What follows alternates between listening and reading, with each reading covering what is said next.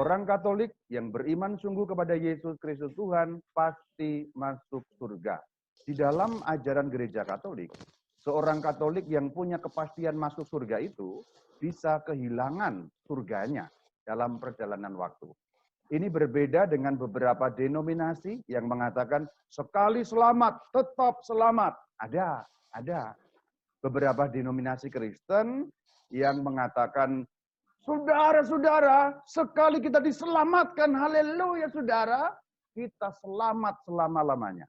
Maksudnya adalah, sekali kau dibaptis, meskipun kau berbuat dosa, tidak setia pada ajaran Kristus, apapun itu, cincai. Bahasa sininya, cincai. Karena apa? Karena kau sudah dibaptis sehingga jaminan sekali selamat tetap selamat. Tapi ajaran gereja Katolik secara singkat, begini saya katakan mengenai tema ini. Nanti baru saya akan sampaikan landasan-landasannya. Tapi ini ringkasan pada awal supaya paham dulu. Orang Katolik pasti masuk surga? Pasti, 1000%. Tapi dalam perjalanan selanjutnya setelah dibaptis, orang Katolik bisa kehilangan hak atas surga itu ketika dia hidup tidak setia sesuai dengan firman Kristus. Jadi seperti itu. Kita semua yang sudah dibaptis, kalau tidak melakukan dosa mortal, pasti masuk surga. Tapi jika kita tidak setia, kita bisa kehilangan hak atas surga itu. Jadi itulah yang terjadi. Maka soal keselamatan atau soal masuk surga, itu sudah sekaligus belum. Maksudnya apa? Kita sudah jelas vonisnya masuk surga. Tapi kita belum masuk surga. Nah, dalam perjalanan di dunia ini sampai nanti dalam kerajaan surga, kita sangat mungkin melakukan dosa mortal yang berakibat kita dicoret dari vonis masuk surga itu. Ini bahasa Jepangnya seperti itu. Ini bahasa jelas dan gampangnya. Kalau ada pertanyaan gereja diperlukan atau tidak, jawabannya diperlukan. Kalau kita buka Alkitab jelas bahwa gereja diperlukan.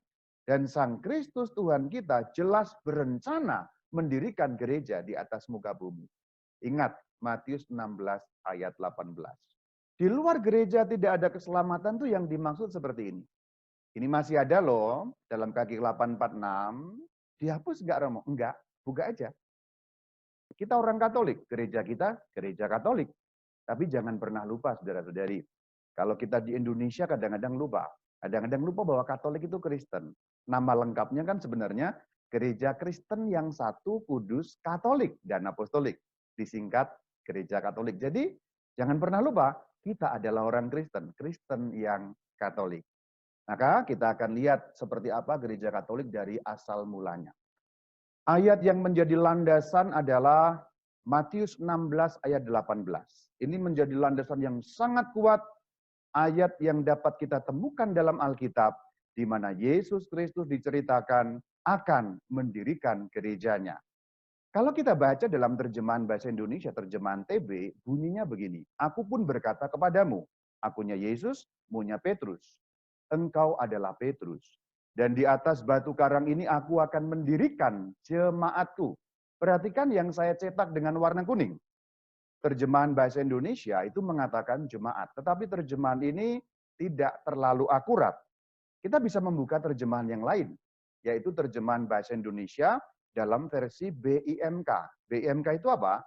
Bahasa Indonesia Masa Kini atau BIS. Terjemahan ini sedikit lebih akurat. Kita lihat. Engkau adalah Petrus, batu yang kuat. Dan di atas alas batu inilah aku akan membangun, baca sama-sama, membangun apa? Gerejaku. Jadi terjemahan yang ini lebih akurat. Terjemahan yang benar jemaatku atau gerejaku, Romo? Ayo kita lihat terjemahan yang lain supaya kita bisa bandingkan. Saya bukakan terjemahan bahasa Inggris. Dan saya buka terjemahan bahasa Inggris bukan terjemahan yang versi Katolik.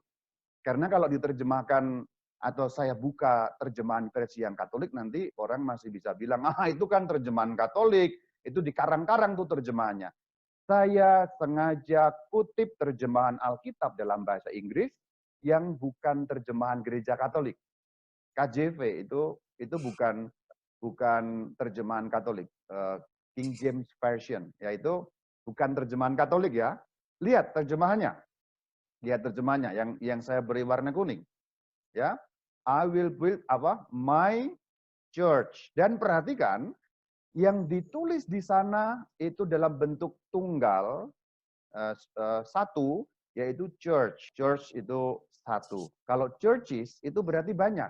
Berarti dikatakan dalam ayat Injil Matius 16:18 itu disebut my church. Gerejaku, yang artinya satu gereja. Berarti gereja yang didirikan oleh Sang Kristus itu tidak ada banyak. Hanya ada satu gereja di atas muka bumi ini yang langsung didirikan oleh Sang Kristus. Ini bahasa Inggrisnya. Sekarang saya kutipkan bahasa Latinnya, Nova Vulgata, Alkitab resmi dalam bahasa Latin untuk Gereja Katolik. Et ego dico tibi, ya ego, aku, dico berkata tibi kepadamu, tu es Petrus. Ya. Tu kamu adalah Petrus. Kamu itu Petrus, kamu adalah Petrus. Et super hang Petram, super di atas, hang ini Petram batu karang. Di atas batu karang ini edificabo akan mendirikan. Jadi itu futurum, future ya, will. I will mendirikan ecclesia meam. Nah, terjemahan dalam bahasa Latin yang disebut dalam terjemahan Nova Vulgata, ecclesia itu artinya gereja, itu juga satu. Ecclesia meam itu gerejaku, my church. Jelas. Ah, itu kan Latin. Mungkin ada yang menyangka. Itu kan Latin, Alkitabnya orang Katolik. Oke, kalau sekarang saya kutipkan Alkitab yang asli dalam bahasa Yunani, silakan dibaca. Bagian yang warna kuning itu ya. Bagian yang warna kuning, silakan dilihat bagian yang warna kuning. Bagian yang saya beri warna kuning itu berbunyi mo tin ecclesian. Jadi itu mo tin ecclesian. Mo itu my, tin itu kata sambungnya. Ecclesian itu satu ecclesia gereja, my church. Jadi sebenarnya di dalam Injil Matius 16 ayat 18 sudah sangat jelas Sang Kristus punya rencana mendirikan gereja. Satu gereja. Ini terjadi kira-kira 2 tahun sebelum Pentakosta. Kira-kira 2 tahun. Maka dikatakan I will ya, I will. Aku akan. Aku akan. Dalam bahasa Indonesia juga aku akan. Berarti belum terjadi. Waktu Sang Kristus berbicara, gerejanya belum ada. Lalu kapan terjadi gerejanya itu? Setelah Sang Kristus naik ke surga, saudara-saudari. Sebelum naik ke surga kan memberi amanat ini. Karena itu pergilah, jadikanlah semua bangsa muridku, baptislah mereka dalam nama Bapa dan Putra dan Roh Kudus, dan seterusnya. Nah, setelah memberi amanat seperti ini, Sang Kristus naik ke surga. Beberapa hari kemudian, Roh Kudus turun. Kisah Rasul 2 ayat 1. Setelah 40 hari menampakkan diri, kemudian novena 9 hari, Roh Kudus turun. Nah, pada hari Pentakosta, semua orang percaya, berkumpul dan seterusnya, ayat 4, maka penuhlah mereka dengan Roh Kudus. Janji atau nubuat mengenai gereja tadi terpenuhi. Tadi kan dikatakan I will, aku akan. Inilah terjadinya gereja pada hari Pentakosta. Petrus bangkit dalam Kisah Rasul 2 ayat 14. Kemudian Petrus berkhotbah, berhomili bersama dengan 11 rasul yang lain. Hasilnya apa? Hasilnya adalah terbentuk gereja Katolik. Kisah Rasul 2 ayat 41 ketika dikatakan orang-orang yang menerima perkataannya itu dibaptis. Dan pada hari itu juga jumlah mereka bertambah kira-kira 3.000 jiwa. Inilah terbentuknya gereja Katolik persis seperti yang dijanjikan dalam Injil Matius tadi. Jadi inilah pembentukan gereja Katolik. Ketika sebelumnya dikatakan aku akan, dan ini sekarang sudah terjadi. Dan gereja memang sejak awal sudah Katolik. Gereja sudah Katolik, meskipun istilahnya belum, pada waktu itu nama Katolik belum ada, nama sebagai nama belum, karena baru perkembangan selanjutnya. Nama Kristen pun juga belum ada. Nama Kristen itu perkembangan selanjutnya. Tetapi gereja sudah jelas sudah Katolik dari awal. Anda bisa buka KGK 763 sampai 766 untuk mengecek perkataan saya benar atau tidak. Nah, Katolik, kalau ada yang tanya, Katolik itu artinya apa sih, Romo? Kristen artinya apa? Kristen artinya Kristianos, pengikut Kristus. Katolik artinya apa? Katholos, ya, katholis. Katholon, mencakup semuanya, merangkul semuanya, lengkap, sepenuh-penuhnya. Nah, itu Katolik. Dan gereja itu memang sudah Katolik sejak pada hari terbentuknya. Kita lihat dalam Kisah Rasul, ada buktinya dalam Kisah Rasul. Kisah Rasul 2 ayat 9, 10, dan 11. Jadi siapa yang menjadi anggota gereja dan dibaptis pada hari Pentakosta, kita lihat.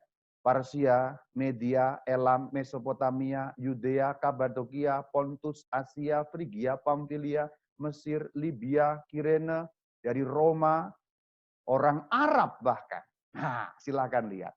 Jadi pada hari pertama terbentuknya gereja, dengan 3.000 orang yang percaya dan dibaptis, terbentuk gereja Katolik. Katolik artinya merangkul semua, mencakup semuanya, seluruhnya. Dan ini merupakan wilayah-wilayah seluruh dunia.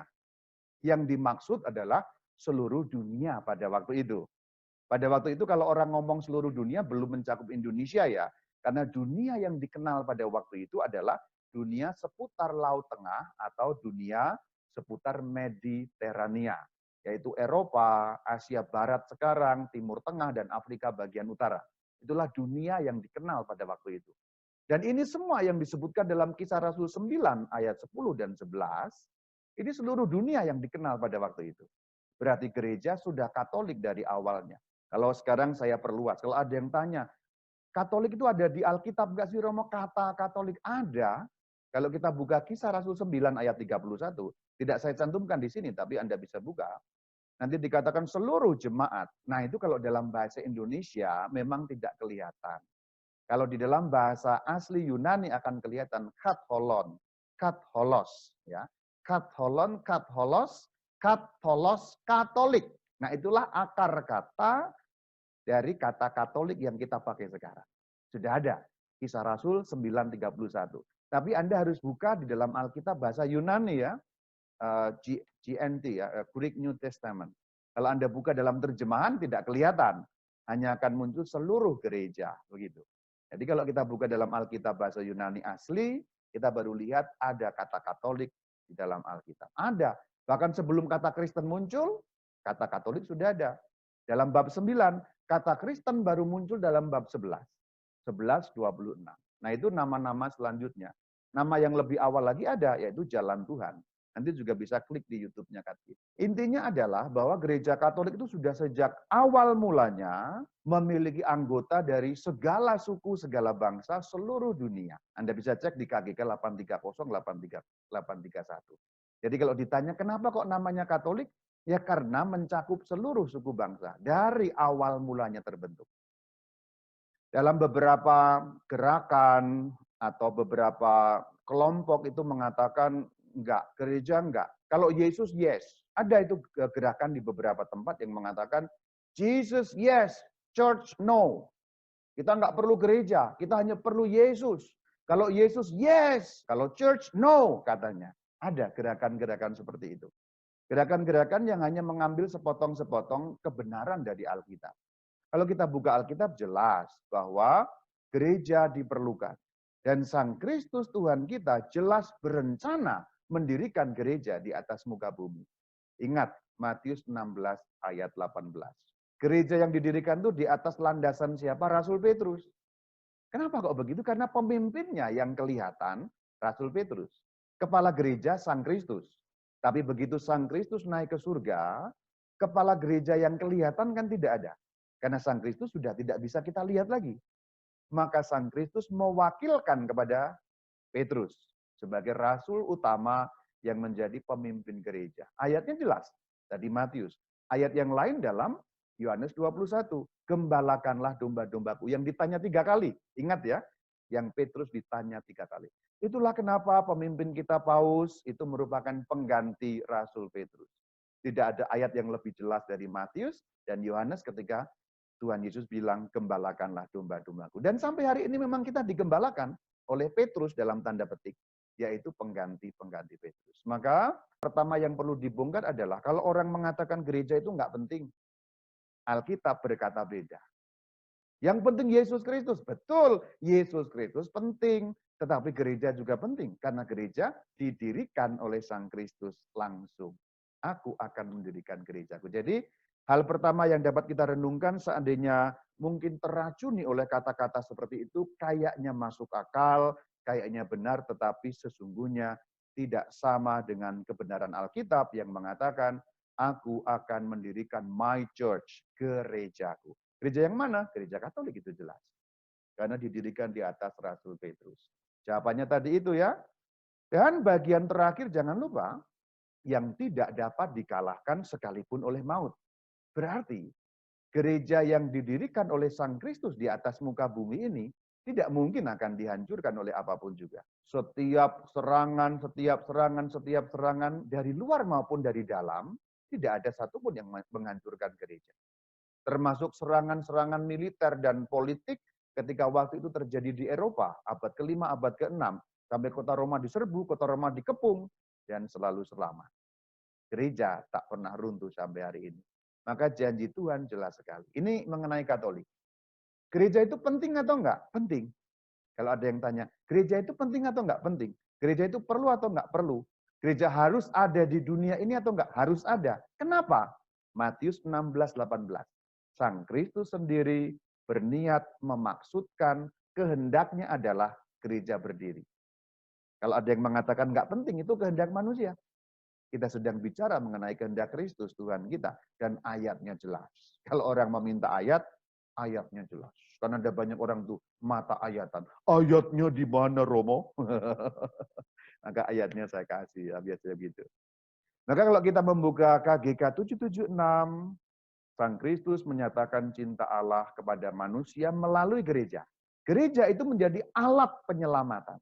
Kenapa kok menjadi alat penyelamatan? Karena sekarang Sang Kristus sudah ke surga. Sang Kristus sudah tidak kelihatan. Sang Kristus sudah tidak kita bisa lihat secara fisik. Maka yang fisik harus ada, yaitu gereja.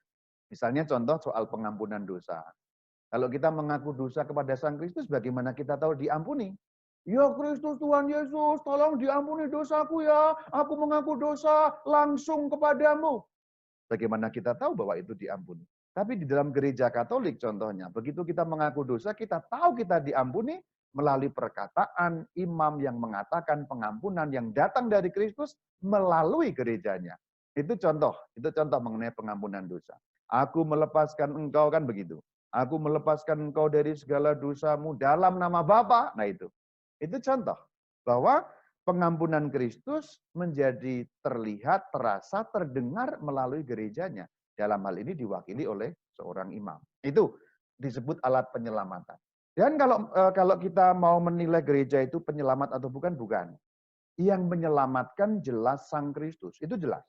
KGK 776 itu bicara dengan sangat jelas. Gereja bukan penyelamat. Kalau ada orang yang mengatakan, "Hei, gereja itu bukan penyelamat." Betul, gereja bukan penyelamat. Tapi gereja harus ada karena gereja didirikan oleh Sang Kristus. Kalau ada orang yang mengatakan gereja bukan penyelamat, itu betul. Tapi kalau kalimatnya dilanjutkan, gereja bukan penyelamat, maka tidak penting. Salah. Karena gereja itu penting. Sang Kristus sendiri yang mendirikan gerejanya. Penyelamatnya Sang Kristus, tetapi alatnya itu gereja. Kalau kita gambarkan, alatnya itu gereja. Saya menggunakan bahasa gambaran perbandingan. Kita tenggelam di dalam air, Sang Kristus yang menyelamatkan butuh alat. Alatnya apa? Contohnya tali tambang. Tali tambang dilemparkan kepada kita, kita memegang tali tambang, kita ditarik oleh Sang Kristus. Penyelamatnya siapa? Tambang atau Kristus? Kristus. Tapi alatnya tambang. Tali tambang inilah gereja. Berarti kalau tidak ada tali tambang, kita selamat atau tidak? Ada Kristus, ada kita mau tenggelam, tidak ada tali tambang. Tidak selamat. Meskipun penyelamatnya ada, karena alatnya tidak ada. Seperti itulah gambaran gereja kalau kita mau memudahkan menggambarkan. Penyelamatnya memang Kristus, tapi butuh tambang untuk menarik kita. Tambangnya itu gereja. Gereja alat penyelamatan yang digunakan oleh Sang Kristus setelah beliau naik ke surga. Kalau dulu beliau masih ada di muka bumi, tidak perlu alat. Karena beliau berkeliling kemana-mana memberikan keselamatan. Mengampuni dosa kemana-mana. Tapi begitu naik ke surga, dipasrahkan kepada para rasul. Kepada wakil-wakilnya dalam tanda petik. Dan itu dilanjutkan terus dalam diri para uskup. Nah ini mengenai gereja. Maka betapa pentingnya gereja itu. Sampai-sampai gereja Katolik memiliki ajaran di luar gereja tidak ada keselamatan. Yang dimaksud di sini gereja Katolik tentu saja. Karena hanya gereja Katolik yang didirikan oleh Sang Kristus. Yang lain bagaimana Romo? Yang lain mohon maaf, didirikan oleh orang, didirikan oleh manusia, berbagai macam zaman punya orang-orang seperti itu, tetapi gereja Katolik tidak pernah didirikan oleh manusia. Anda boleh cek, ini kenyataan sejarah. Jadi orang mau bilang apa, kenyataan sejarah tidak bisa bohong dan dapat dirujuk historisitasnya. Itulah keunggulan gereja Katolik, memiliki historisitas yang jelas. Jadi orang mau bilang apa, jelas gereja Katolik tidak pernah didirikan oleh satu orang atau sekelompok orang, tapi oleh Sang Kristus Tuhan kita langsung setelah bersabda, aku akan mendirikan gerejaku, hari Pentakosta berdiri.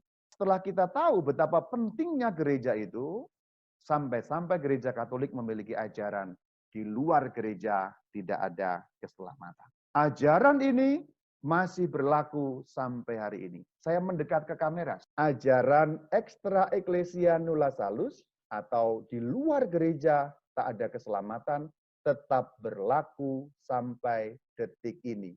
Gereja Katolik masih mengajarkannya sampai detik ini dan tidak pernah dihapus satu kalimat pun. Mungkin ada yang protes, lu kok arogan sekali gereja mengatakan di luar gereja tidak ada keselamatan. Apakah ini berarti setiap orang tidak Katolik tidak selamat? Bukan begitu artinya. Yuk kita dalami. Jadi kalau ada yang kemudian mengklaim itu salah, itu sudah dihapus, gereja arogan, tidak ada seperti itu. Nanti dulu, dengarkan penjelasannya dulu. Karena kalimat yang satu potong ini membutuhkan penjelasan yang tidak sederhana. Jadi jangan dipahami kalimatnya, di luar gereja nggak ada keselamatan, berarti yang lain nggak selamat. Idiom selalu membutuhkan penjelasan. Kalau dirumuskan secara positif, ajaran mengenai extra ecclesia nulla salus mengatakan bahwa seluruh keselamatan datang dari Kristus sebagai kepala melalui gereja yang adalah tubuhnya. Jadi di sini ada kalimat yang perlu dipahami. Jadi jangan dipahami di luar gereja tidak ada keselamatan, kemudian semua non-Katolik pasti masuk neraka. Keliru kalau pemahamannya seperti itu. Pemahaman yang benar adalah pemahaman menurut KGK 846. Jadi kalau gereja mengatakan di luar gereja tak ada keselamatan, artinya adalah seluruh keselamatan datang dari Kristus melalui gereja. Maka kalau mau diuraikan, artinya di luar gereja tak ada keselamatan itu artinya apa? Seluruh keselamatan datang dari Kristus melalui gereja.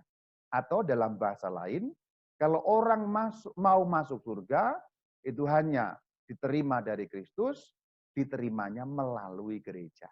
Kalau mau pakai bahasa masuk surga. Semua orang yang masuk surga hanya menerima surga dari tangan Kristus melalui gereja. Ada 3 unsur. Pertama, keselamatan. Nomor 2, sumbernya. Nomor 3, lewatnya mana. Keselamatan itu jelas. Bahasa gampangnya masuk surga tadi. Sumbernya dari mana? Dari Kristus. Lewatnya, lewat gereja. Itulah artinya extra ecclesia nulla salus. Jadi ada poin. Poin pertama, keselamatan datang dari Sang Kristus. Jadi 3 poin, saya bahas poin pertama. Keselamatan itu hanya dari Sang Kristus. Berarti tidak ada juru selamat lain. Kenapa kok tidak ada juru selamat lain? Yang membuka surga adalah Sang Kristus. Penebusan Sang Kristus, kebangkitan, dan sebelumnya wafat, dan kenaikannya ke surga, membuat surga terbuka. Bahasa gampangnya, kalau Yesus Kristus tidak menebus dosa manusia, ini bahasa Jepangnya, tidak ada satupun manusia, seberapapun dia baik dan berbuat baik seumur hidup, memiliki hak masuk surga. Jadi artinya kalau Kristus tidak menebus dosa manusia, manusia siapapun dia, tidak punya kemungkinan masuk surga. Sebab surga tertutup bagi manusia. Karena Sang Kristus membuka, maka manusia punya kemungkinan masuk surga. Juru selamat satu-satunya adalah Sang Kristus. Makanya dikatakan ini, Yohanes 14 ayat 6. Akulah jalan dan kebenaran dan hidup. Tidak ada seorang pun yang datang kepada Bapa kalau tidak melalui aku. Artinya, jalan keselamatan hanya Sang Kristus. Juru selamat satu-satunya hanya Sang Kristus. Dikatakan juga Matius 28:18, kepadaku telah diberikan segala kuasa. Di mana? Di surga dan di bumi. Berarti yang berkuasa atas surga, Sang Kristus. Berarti yang berhak memberikan surga, Sang Kristus. Juru selamat satu-satunya, Sang Kristus. Jadi Kristus itu kepala, gereja itu tubuhnya. Maka gereja harus ada sebagai tubuh Kristus. Gambaran pertama tadi kan alat penyelamatan. Gambaran kedua, tubuh. Saya menggunakan bahasa gampang. Kalau ada kepala tanpa ada tubuh, apakah orang bisa berbuat sesuatu? Ini bahasa gampangnya. Kepala berpikir mau menyelamatkan, tapi tidak ada tangan. Tidak ada badan, tidak ada kaki untuk melangkah, tidak ada tubuh yang untuk berbuat sesuatu. Maka tidak mungkin terjadi keselamatan. Keselamatannya ada, dipikirkan, direncanakan. Tapi tubuhnya tidak ada. Ini gambaran sekali lagi. Jadi gereja itu tubuh Kristus dan kesatuan tubuh dan kepala ini penting dipahami. Artinya apa, saudara-saudari? Artinya, kalau kita menerima Sang Kristus, berarti juga menerima gerejanya. Kita tidak mungkin hanya menerima kepala tanpa tubuhnya. Jadi kepala itu Yesus Kristus, tubuhnya itu siapa? Atau apa? Gereja. Gereja yang mana? Jawabannya jelas, gereja Katolik. Jadi menerima Sang Kristus berarti harus menerima gereja Katolik. Karena menerima kepala tidak mungkin kalau tidak terima tubuh. Anda kalau menikah dengan seorang wanita kan, masa hanya menikahi kepalanya? Atau Anda yang wanita kalau menikah dengan seorang pria, mau emangnya hanya menikahi kepalanya, kepala doang? Gitu, nggak pakai badan. Nggak bisa. Tubuh dan kepala sebagai Kristus dan gereja itu yang penting sekali. Efesus 1 ayat 10, Kristus sebagai kepala. Jelas ya. Efesus 4 ayat 15, seluruh tubuhnya. Seluruh tubuhnya itu siapa? Jelas sekali, Kolose 1 ayat 18. Tubuh yaitu jemaat. Nah, yang diterjemahkan jemaat sekali lagi itu misleading. Itu akurasinya kurang. Maka saya kutipkan lagi dalam bahasa Inggris, Kolose 1:18. Saya kutipkan yang terjemahan bukan Katolik. Ya, dikatakan the head of the body, the church. Nah, the church itu jelas, tertentu yaitu church, Catholic Church. Nah, itu yang dimaksud. Terjemahan bahasa Indonesia mengaburkan sedikit karena terjemahannya jemaat. Jadi kesatuan tubuh dan kepala ini, jadi semua ayat kalau bicara mengenai tubuh kepala, itu sedang bicara mengenai apa sih? Yesus Kristus dan gereja Katolik. Itu yang dimaksud. Kalau bicara tubuh kepala dalam seluruh ayat. Dan itu tidak mungkin dipisahkan. Poin ketiga, keselamatan datang dari Sang Kristus itu disampaikan melalui gereja. Karena gereja adalah tubuh Kristus. Kalau pakai bahasa gambaran, kepala memikirkan, merencanakan, tangan dan kakinya ini kan gereja. Yang melaksanakan gereja. Makanya keselamatan melalui gereja. Jadi bukan langsung kepada umat manusia. Sang Kristus memang membuat seperti itu. Contoh dalam pengampunan dosa saja. Ini saya kembali contoh pengampunan dosa. Terimalah Roh Kudus dalam Injil Yohanes. Kalau engkau mengampuni dosa orang, dosanya diampuni. Kalau engkau nyatakan dosa orang tetap ada, dosanya tetap ada. Atau dalam Injil Matius, lanjutannya tadi, Matius 19:20. Itu dikatakan, apa yang kau ikat, ya, apa yang kau ikat di dunia ini, terikat di surga. Apa yang kau lepaskan di dunia ini, terlepas di surga. Itu bicara mengenai pengampunan. Dipercayakan kepada siapa? Kepada Rasul Petrus dan rasul-rasul yang lain. Dalam hal ini gereja Katolik. Jadi kalau ada orang yang mengatakan, yang mengampuni dosa kan Allah. Betul, tapi diwakilkan melalui gereja. Dan itu ayat-ayatnya jelas sekali. Bagaimana mungkin pengakuan dosa langsung bisa dijelaskan dengan ayat itu? Kalau apa yang kau ikat di dunia ini terikat di surga, yang kau lepaskan di dunia ini terlepas di surga. Berarti para rasul, soko guru gereja, tiang pancang gereja memiliki kuasa pengampunan. Injil Yohanes bagaimana dijelaskan? Yohanes 20. Dikatakan terimalah Roh Kudus. Kalau engkau mengampuni dosa orang, dosanya diampuni. Kalau engkau nyatakan dosa orang tetap ada, tetap ada. Bagaimana dijelaskan? Lalu ada orang mengatakan pengampunan dosa langsung. How come? Nah itu. Inilah kebenaran iman dalam gereja Katolik. Maka gereja Kristus, yaitu gereja Katolik, perlu untuk keselamatan. Karena melalui gereja itulah keselamatan diberikan. Melalui gereja. Jadi bukan bersumber dari gereja. Sumbernya dari Kristus melalui gereja. Sekali lagi, extra ecclesia nulla salus artinya 3 frase ini. Sudah dibatalkan? Belum. Apa artinya? Seluruh keselamatan datang dari Kristus melalui gereja. KGK 846. Sekarang ini bicara yang nggak selamat dulu. Dikatakan maka dari itu andai kata ada orang yang benar-benar tahu bahwa gereja Katolik itu didirikan oleh Allah melalui Yesus Kristus. Perhatikan, gereja Katolik didirikan oleh Allah melalui Yesus Kristus. Sebagai upaya yang perlu, namun tidak mau masuk ke dalamnya atau tetap tinggal di dalamnya, ia tidak dapat selamat. Atau ia tidak dapat diselamatkan. Jadi ini sekarang bicara dulu yang nggak selamat dulu, baru nanti yang selamat. Atau bahasa gampangnya, dalam bahasa sehari-hari, ia tidak dapat masuk surga. Jadi kalau ada orang yang tahu, mengerti, paham, gereja Katolik itu sarana keselamatan, dan nggak mau masuk, berarti nggak mau dibaptis dalam gereja Katolik, atau nggak mau tetap di dalam, berarti sudah dibaptis keluar, konversi atau murtad dalam bahasa Indonesia, nggak mau masuk atau nggak mau tetap ada di dalam, ia tidak mungkin masuk surga. Jadi gereja Katolik pertama bicara mengenai siapa yang nggak selamat. Ada dua jenis manusia yang tidak dapat selamat. Yang tidak dapat selamat adalah orang yang benar-benar tahu, berarti paham, mengerti bahwa gereja Katolik itu sarana untuk keselamatan. Satu, tidak mau masuk. Jadi orang sudah tahu, orang sudah paham, tapi tetap menolak. Saya nggak mau masuk gereja Katolik. Bullshit gereja Katolik. Maka orang yang tahu ini, Tuhan katakan, melalui gerejanya, orang itu nggak mungkin masuk surga. Tidak dapat diselamatkan atau bahasa gampangnya tidak masuk surga.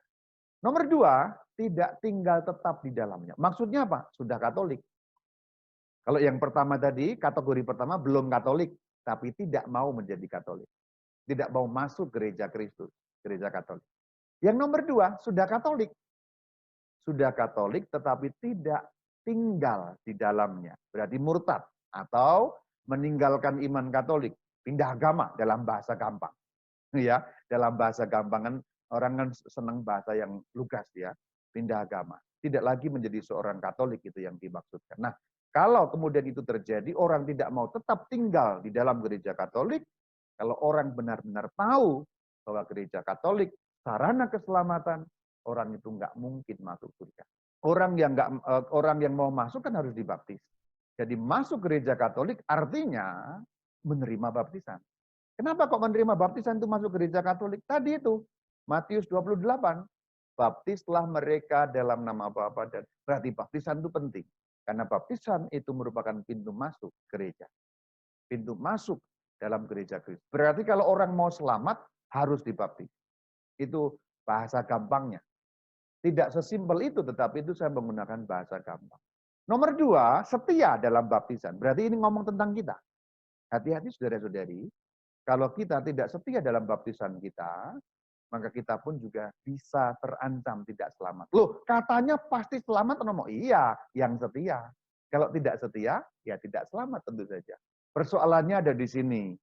Andai kata ada orang yang benar-benar tahu, ini sulit diartikan. Atau boleh dikatakan, hanya Allah sendiri yang tahu mengenai ini.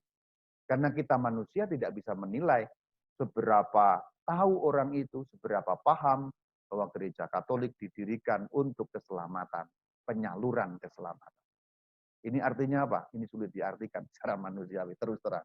Sekarang kita lihat, menurut KGK 837, kalau pertanyaannya adalah, apakah seorang Katolik pasti selamat? Kepastiannya jelas, sepenuhnya selamat. Hanya masalahnya, keselamatan itu harus dijaga, supaya nanti sampai pada akhir tetap selamat. Jadi sebenarnya keselamatan itu kalau boleh dikatakan, ada 3 tahap sebenarnya. Sekarang sudah diselamatkan, dalam perjalanan terjaga keselamatannya, di akhir zaman tetap selamat. Saya pakai bahasa gampang sekarang. Saya pakai bahasa gambaran supaya Anda tidak makin pusing mengenai tema ini. Orang Katolik pasti selamat. Orang Katolik pasti masuk surga. Namun orang Katolik kan masih ada perjalanan di dunia ini sampai nanti akhir zaman. Nah, selama perjalanan di dunia ini sampai nanti akhir zaman, kita harus menjaga keselamatan itu. Supaya nanti pada akhir zaman, atau pada hari kematian kita, atau lebih jauhnya akhir zaman, kita dijumpai setia. Kalau kita setia pada baptisan itu, maka kita sudah diselamatkan, terjaga keselamatan kita, dan tetap kekal keselamatan kita. Kita harus begitu. Sudah selamat, terjaga selamat, kekal selamat. Sebab dalam perjalanan itu ada orang yang sudah selamat, artinya seorang Katolik, kemudian tidak menjaga keselamatan itu dalam perjalanan. Maksudnya apa tidak menjaga keselamatan itu? Berdosa, terutama dosa mortal. Tidak setia pada baptisannya, tidak setia pada janji baptisnya, tidak setia pada firman Kristus. Gambaran yang memudahkan masuk surga itu bukan hasil perbuatan kita, saudara-saudari. Jadi, jangan mengira bahwa surga itu hasil dari kita berbuat baik. Tidak ada nilainya perbuatan baik. Dalam hal, ingat ya, dalam hal mendapatkan surga. Jadi perbuatan baik tidak punya nilai apapun dalam hal mendapatkan surga. Lalu nilai perbuatan baik itu di mana, Romo? Nilai perbuatan baik adalah pada menjaga tetap ada surga itu. Bahasa gampang. Kalau kita dibaptis sebagai orang Katolik, kita itu dapat tiket. Ini gampangnya tiket nih. Pokoknya yang saya pegang ini pura-puranya tiket. Begitu kita dibaptis, percaya kepada Sang Kristus, dapat tiket. Pesannya adalah, tiket ini harus dijaga baik-baik ya. Nggak boleh terlipat, nggak boleh sobek, nggak boleh kotor, nggak boleh basah, mulus ya, apalagi sampai hilang. Perbuatan baik itu mana? Kita menjaga tiket ini sebenarnya. Kalau penebusan Sang Kristus mana? Tiketnya. Tiketnya. Tiket masuk surganya ini. Ini penebusan Sang Kristus. Tiket ini diberikan gratis oleh Sang Kristus. Kita tidak perlu membeli apa-apa untuk mendapat tiket ini. Kita hanya perlu menjaga tiket ini tetap ada sampai pada akhir. Gambaran kita menjaga tiket ini tetap ada adalah perbuatan baik. Tapi untuk mendapat tiket ini bukan karena hasil jasa kita. Itu maksudnya. Ada ayat-ayatnya, Romo, ada. Siapa percaya dan dibaptis akan diselamatkan. Markus 16 ayat 16. Tapi kemudian dikatakan juga percaya itu maksudnya apa? Maksudnya bertobat. Kisah Rasul 2 ayat 38. Bertobatlah dan memberi diri dibaptis. Jadi pembaptisan itu mengandaikan pertobatan. Jadi kalau pembaptisan tanpa pertobatan itu pembaptisan palsu. Baptisnya valid dan sah, tapi tidak membawa efek keselamatan. Jadi pembaptisan itu satu paket dengan pertobatan. Dalam bahasa yang gampang, kalau orang dibaptis tanpa bertobat, itu sama dengan tidak dibaptis. Bahasa gampangnya.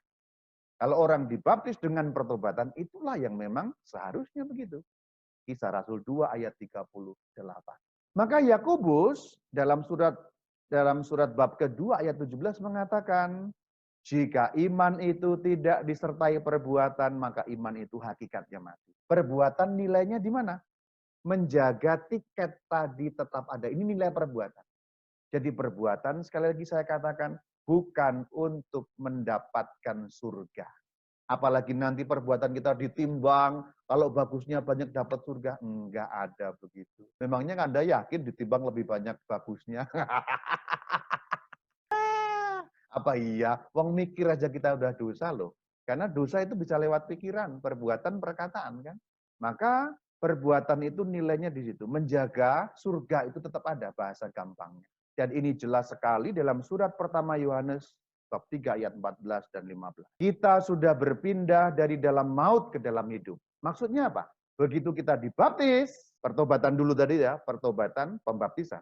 Berarti seperti yang dikatakan dalam ayat 14 ini, kita berpindah dari maut kepada hidup. Maut itu bahasa gampangnya, vonis neraka. Begitu dibaptis, pindah ke dalam hidup. Bahasa gampangnya, vonis surga. Tiket diberikan. Kita berpindah dari maut ke dalam hidup, vonis neraka, coret, diubah vonis surga. Tiket diberikan. Barang siapa tidak mengasihi, berarti tidak berbuat sesuatu sesuai dengan firman Tuhan, ia tetap di dalam maut. Berarti, kalau kita sudah pindah ke dalam hidup, masuk surga, vonis surga gampangnya, tetapi kita tidak berbuat kasih seperti yang dikehendaki Sang Kristus, balik lagi kepada maut. Balik lagi masuk neraka. Lihat ayat 15. Setiap orang yang membenci saudaranya pembunuh manusia. Dan kamu tahu, tidak ada seorang pembunuh yang tetap memiliki hidup yang kekal. Artinya, Kalau di sini kita tidak setia, kita kehilangan hidup kekal itu. Ayatnya jelas. Ada ayatnya Romo. Banyak orang kan tanya ayat gitu. Ada. 1 Yohanes 3 ayat 15. Pembunuh di situ bukan harafiah ya, tapi di situ adalah kiasan. Pembunuh berarti berbuat jahat, tidak setia pada firman Tuhan. Berarti kehidupan kekal tadi tidak lagi dimiliki. Padahal rutenya jelas ya. Sekarang lihat konteksnya ayat 14-15. Kita sudah pindah dari maut kepada hidup. Tetapi harus mengasihi. Ikut perkataan firman Tuhan. Kalau tidak mengasihi, hidup kekal tadi hilang. Balik vonis neraka. Tiketnya rusak. Nah, berbuat jahat berarti merusak tiket. Itu bahasa gampang. Inilah ajaran Katolik secara keseluruhan. Berarti Katolik mengajarkan sesuatu yang sedikit berbeda dari biasa Anda berpikir. Karena orang Katolik kan kadang-kadang kena masukan-masukan juga dari ajaran asing. Ajaran asing luar-luar itu kan mengajarkan nanti kalau mati ditimbang. Kadang-kadang orang Katolik juga mikir nanti kalau mati ditimbang. Tidak ada timbang-timbangan, saudara. Maka ini gambarnya. Katolik masuk surga selamat, selamat. Tapi harus kau jaga keselamatan itu untuk akhirnya tetap selamat. Jadi keselamatan itu 3 langkah. Sudah selamat, dijaga tetap selamat, dan kekal selamat. Kalau yang nomor 2 tidak dijaga, dengan berbuat jahat, tiketnya hilang, tiketnya rusak, tiketnya hancur, dan berarti keselamatan itu hilang. Maka kembali ke depan judulnya, orang Katolik sudah pasti masuk surga, tapi harus menjaga surganya itu tetap ada. Seperti menjaga tiket tadi tetap ada. Kalau tidak dijaga, kembali kepada kematian. Artinya, vonis neraka. Jadi keselamatan ini sudah dan belum.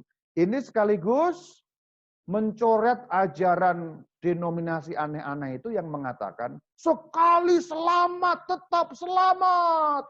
Jadi kalau engkau sudah dibaptis, mau berbuat dosa apapun, enggak masalah. Ada loh. Ada loh. Sekte yang bicara seperti itu ada. Ada. Nggak perlu perbuatan baik, yang penting percaya, beriman pada Yesus Kristus. Nah ini jawaban dari gereja Katolik. Ada banyak ayat yang tadi saya kutip dan memang landasan-landasannya.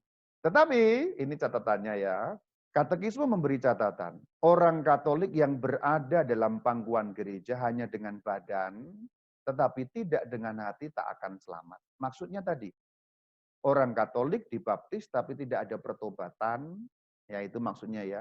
Dibaptis tapi dia nggak ada pertobatan. Dan perilakunya juga tidak ada perilaku orang yang pengikut Kristus. Itu yang dimaksud dalam KGK 837 dengan menjadi anggota gereja dengan badan tetapi tidak dengan hati. Orang itu selamat nggak? Nggak selamat. KGK 847 juga disebut dalam Lumen Gentium 16. LG itu Lumen Gentium. Sebab mereka yang tanpa bersalah tidak mengenal Injil Kristus dan gerejanya, tetapi dengan hati tulus mencari Allah dan berkat pengaruh rahmat, berusaha melaksanakan kehendaknya yang mereka kenal melalui suara hati, dengan perbuatan nyata, kalimat terakhir, dapat memperoleh keselamatan. Belum paham Romo? Ini bicara tentang apa Romo? Ini bicara mengenai orang non-Katolik. Non-Kristen, non-Katolik. Tadi itu kan untuk Katolik kan sudah jelas, pasti selamat, hanya perlu menjaga tiket, sudah itu. Kalau untuk nggak Katolik berarti nggak selamat, Romo. Nah gereja bicara di sini, 847. Contohnya orang beragama lain ya, nggak usah disebut agamanya, pokoknya agama lain. Selamat nggak, Romo? Nah ini, dapat selamat. Jadi rumusannya dapat. Dapat itu berarti kemungkinan. Tapi harus ada 3 syarat. Syarat pertama, tidak kenal Injil atau tidak kenal Yesus, bahasa gampangnya. Tidak kenal Yesus, tidak kenal gerejanya, tapi bukan karena salahnya sendiri. Maksudnya bagaimana? Ada loh orang memang nggak kenal Kristus dari lahir sampai mati. Bukan karena salahnya sendiri. Lu masa zaman modern begini ada? Ada. Ada. Jangan kok jauh-jauh ke Amazon sana. Saya pergi ke Bandung Selatan tuh ada orang yang nggak kenal Kristus tuh siapa gitu. Ada. Ada banyak di pelosok-pelosok itu. Jadi itu tanpa bersalah, maksudnya adalah nggak ada orang yang memperkenalkan Yesus. Nomor 2, dengan hati tulus mencari Allah. Jadi dia sesuai dengan keyakinannya hatinya itu mencari Allah. Yang ketiga, melaksanakan kehendak Allah. Karena bisa jadi orang yang tidak ikut Kristus bisa melaksanakan kehendak Allah. Misalnya, contoh orang itu bisa mikir, kalau saya disakiti, saya mengampuni supaya hati saya lebih lega. Dia nggak pernah dengar Injil, Dia nggak pernah dengar Yesus Kristus, tapi dia bisa mengampuni. Berarti kan dia sudah melaksanakan kehendak Allah tanpa dia tahu bahwa itu kehendak Allah. Tapi sudah melaksanakan. Kalau engkau disakiti, ampunilah, dia nggak pernah tahu kata-kata seperti itu. Tapi dia lakukan. Kenapa kok dia bisa melakukan? Karena hatinya tulus. Orang yang hatinya tulus itu dituntun oleh Allah. Agamanya apapun. Meskipun secara harafiah dia tidak kenal. Tanpa bersalah, tidak mengenal Injil. Tadi yang sudah saya jelaskan. Contohnya, di tempat terpencil, tempat terisolasi, sangat mungkin nggak kenal Kristus. Di mana-mana seluruh dunia ini ada lebih banyak orang yang nggak kenal Kristus daripada yang sudah kenal. Itu serius, saudara-saudari. Itulah kenapa perlunya misi. Misi adalah memperkenalkan Sang Kristus di dunia yang mayoritas belum kenal Yesus Kristus. Saya katakan mayoritas, kan memang iya. Kalau kita lihat jumlah orang Kristen itu berapa seluruh dunia, itu baru yang Kristen. Berapa seluruh dunia? Enggak banyak.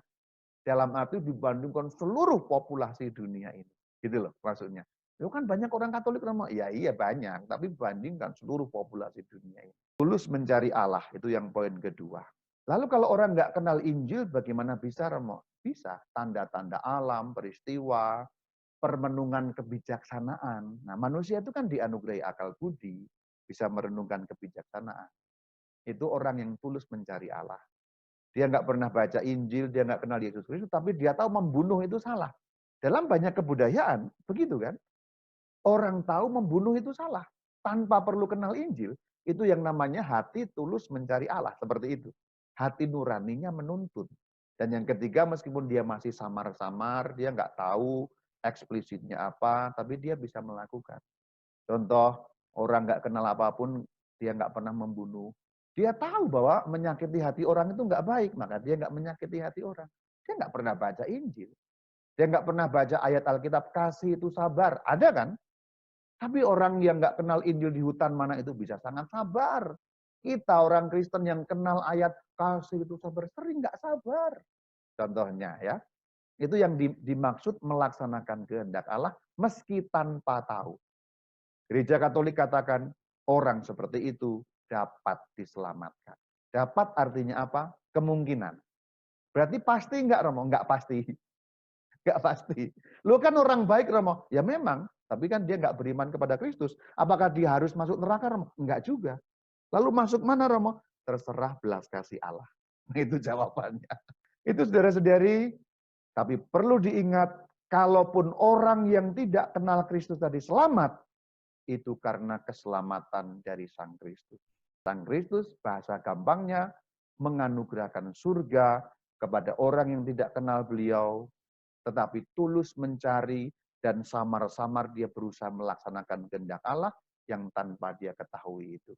Namun, keselamatannya jelas dari Kristus. Bahasa gampangnya, orang itu diberi belas kasih oleh Sang Kristus, ya sudah kamu kelihatan tulus mencari aku meskipun nggak ketemu, tapi sudah jelas kamu arahnya ke aku, sudah menuju aku, sudah memandang aku, sudah mencintai aku meskipun kamu nggak kenal, tapi arahnya kamu ke aku, cincai, kamu selamat. Sang Kristus itu yang menyelamatkan. Jadi ingat soal ekstra eklesia nulas tadi, 3 kalimat, ayo apa? Seluruh keselamatan, nomor 2, datang dari Kristus, nomor 3, melalui gereja. Seluruh keselamatan datang dari Kristus melalui gereja.